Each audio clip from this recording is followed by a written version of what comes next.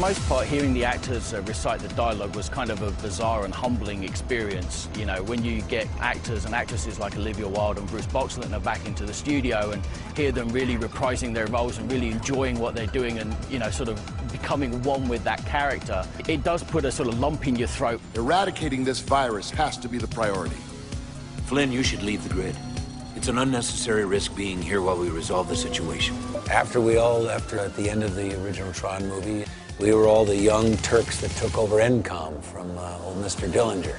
It wouldn't be a party without a gatecrasher. Stop her before she gets too far. The characters in the story of a movie, you're concentrating on interaction between people in a world that is very contained, whereas in a video game, you're interacting with the audience.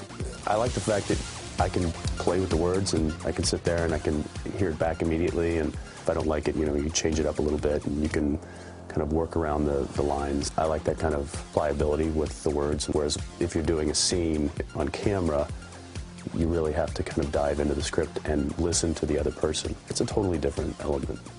Time for a new course. Find a service tunnel.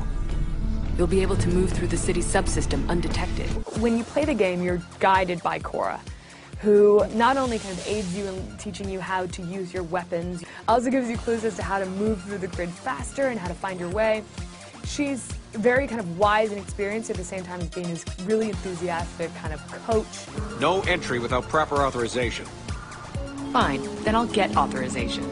Greetings. Abraxas is just full of hatred and anger and fury. And he wants to destroy everyone else. The timing couldn't be better because it's something that everybody can relate with now. I mean, we're living in a very, very computerized generation where everybody understands computers. There's a certain element of finding your identity, where you stand, who you are. We're all eternally that way. In many ways, that adolescence never leaves us. And we're all still struggling, no matter what age you are, to find out, who am I really? Abraxas is angry, twisted. So I believed in the joy of causing pain to other people. It's your time. Embrace it. When you see Radia's performance and you see Cora's performance in our cinematics, it brings it all home and brings out humanity. And that's bringing the geekiness and the humanity and trying to tie those together.